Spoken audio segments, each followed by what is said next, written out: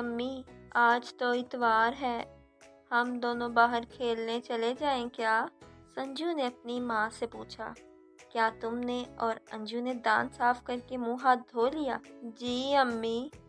اچھا پھر تم جاؤ، میں آدھے گھنٹے بعد آواز دوں گی، تم دونوں ناشتہ کرنے آ جانا، لیکن باغ میں جا کر ادھم نہ مچانا، سب بچوں کے ساتھ مل جل کر کھیلنا۔ ان کی والدہ نے سختی سے دونوں کو کہا۔ ٹھیک ہے امی، ہم دونوں جا رہے ہیں، سنجو نے کہا۔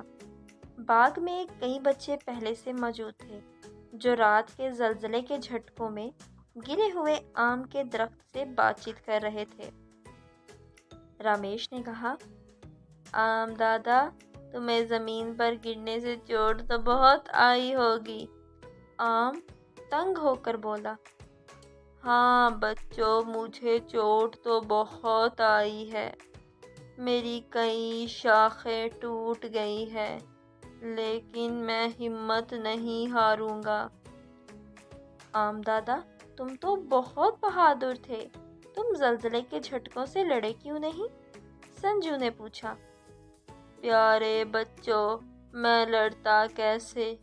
کارخانے اور فیکٹریوں کے زہریلے دھوئیں نے میری ہریالی کو ختم کر دیا ہے، اور ساتھ ہی میری جڑ کے آس پاس گاؤں والوں نے پیلی مٹی کھود کھود کر میرے تنے کو کھوکھلا کر دیا ہے۔ اس وجہ سے میری طاقت کم ہو گئی ہے۔ اگر کسی درخت کو کمزور کر دیا جائے تو وہ کیسے کھڑا ہو پائے گا؟ میرے گرنے سے کئی پرندوں کے گھونسلے بھی گر چکے ہیں، بیچاروں کے انڈے اور کچھ کے بچے بھی دب کر مر گئے۔ آم دادا نے سنجو سے کہا۔ سب بچے ٹوٹے ہوئے گھونسلوں کو دیکھنے لگے۔ گھونسلوں اور مرے ہوئے بچوں کو دیکھ کر بچے افسوس کرتے ہیں۔ انہی بچوں میں سریش نام کا لڑکا عمر میں سب سے بڑا اور ہوشیار تھا۔ وہ 5ویں جماعت کا طالب علم تھا۔ وہ بولا، آم دادا، میرے ماسٹر صاحب کہتے ہیں اگر کسی مکان کی بنیاد کمزور کر دی جائے تو وہ جلد ہی گر جاتا ہے۔ اب اس بات کا مطلب سمجھ میں آیا؟ ہاں، صحیح کہا ہے تمہارے ماسٹر صاحب نے۔ کسی کی بنیاد کو کمزور کرنا اچھی بات نہیں، جیسا گاؤں والوں نے میرے ساتھ کیا۔ سنجو نے دکھ ظاہر کرتے ہوئے کہا، یہ تو ہمارے گاؤں والوں نے بہت برا کیا، ایسا ہم سب کو نہیں کرنا چاہیے تھا۔ ہاں بچوں، تم سب سمجھ گئے ہو کہ میں کس طرح اور کس وجہ سے گرا ہوں۔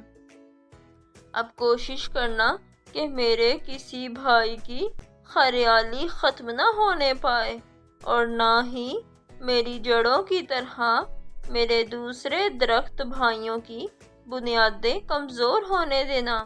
اگر ایسا ہوا تو دنیا میں درخت ختم ہو جائیں گے، جس سے تازہ اور صاف ہوا ملنی مشکل ہو جائے گی۔ آم دادا نے بچوں کو نصیحت کی۔ کیا ہم سب مل کر تمہاری کوئی مدد کر سکتے ہیں؟ پہلے کی طرح دوبارہ کھڑا کر سکتے ہیں؟ سب بچوں نے ایک ساتھ کہا۔ اب تو بڑا مشکل کام ہے، لیکن جو میں نے نصیحت کی ہے اس پر عمل کرنا، یہی میری اصل مدد ہے۔ آج کے بعد سے تم وعدہ کرو کہ تم کسی بھی درخت کی جڑوں کو کمزور نہیں ہونے دو گے۔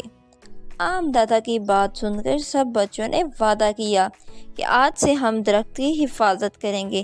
اسی دوران سنجو اور انجو کی ماں نے ان کو ناشتے کے لیے پکارا اور وہ دونوں بھائی آم دادا کی نصیحت یاد کرتے ناشتہ کرنے کے لیے گھر کی طرف چل پڑے۔ Like, share and subscribe